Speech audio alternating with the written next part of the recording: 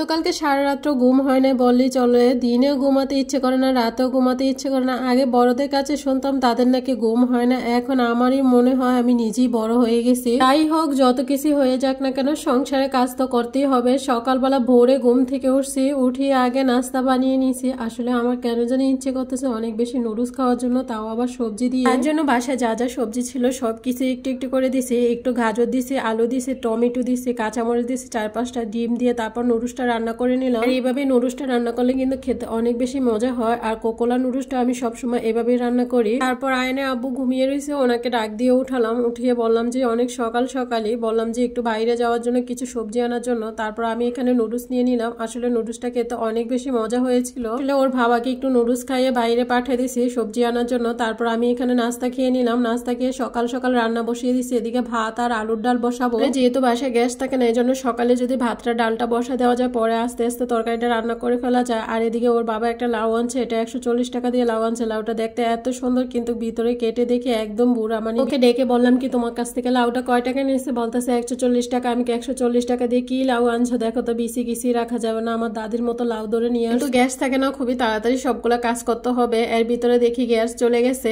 এত খারাপ লাগছে। তারপর ভাতটা বসাই দিছি, বসায় তারপর ডাল বসাইছি, ডাল হয়নি এখনো। তারপরে আরাফাত উঠে গেছে, আরাফাতের জন্য একটা ডিম ভাজি করে নিতেছি। আসলে ডিম ভাজি হলে আরাফাত একটু ভাত খেয়ে নেয়। আসলে সকাল সকাল মাছের পোটলা ভিজিয়ে রাখছিলাম, ভিজিয়ে এখন দেখি যে মাথাটা ভিজিয়ে রাখছে। তারপর এখন কি করব, এখন যদি আবার ফ্রিজ থেকে মাছ বের করতে যাই তাহলে অনেক বেশি লেট হয়ে যাবে। তার জন্য মাছের মাথাটা দিয়ে আমি রান্না করব। মাছের মাথার সাথে 3 পিস খাড়িও আছে, তো ভাবতেছি আর কিছু বের করব না। মাছের মাথাটা রাখছিলাম মাসকলাই ডাল দিয়ে খাওয়ার জন্য। আসলে মাসকলাই ডাল তো এখন আনে নাই, আনার আগে যদি আবার মাছ আনে তাহলে ওইটা দিয়ে খাওয়া যাবে। মাছগুলো আমি লবণ দিয়ে হালকা গরম পানি দিয়ে কিন্তু সবসময় ধুয়ে নেই, তা না হলে আমার কাছে ভালো লাগে না। আর রুই মাছ খেতে আমি বেশি একটা এমন পছন্দ করি না। তো বাসায় গ্যাস নেই, আস্তে আস্তে সবকিছু করে নিব। এদিকে মাছটা ভালো করে কড়া করে ফ্রাই করে নিব। আর কড়া করে কিন্তু রুই মাছটা ফ্রাই করলে অনেক ভালো লাগে। তো কাল থেকে মানে খারাপ একটা মানে অবস্থায় আমার সময়টা খারাপ যাচ্ছে। ওইগুলা চিন্তা ভাবনা করতে করতে মানে কি মশলা দিব সেটাই ভুলে গেছি। আসলে লবণ দিতেই ভুলে গেছি। আর যে কোনো তরকারির ভিতরে লবণ না দিলে কিন্তু তাড়াতাড়ি সিদ্ধ হয় না, মনে হয় যেন তরকারিটা তাকিয়ে আছে, এরকম অবস্থা। তো আমি লবণ দিয়ে মাছগুলা দিয়ে দিলাম। আসলে আমাকে কখনো কেউ রান্না শেখানে না,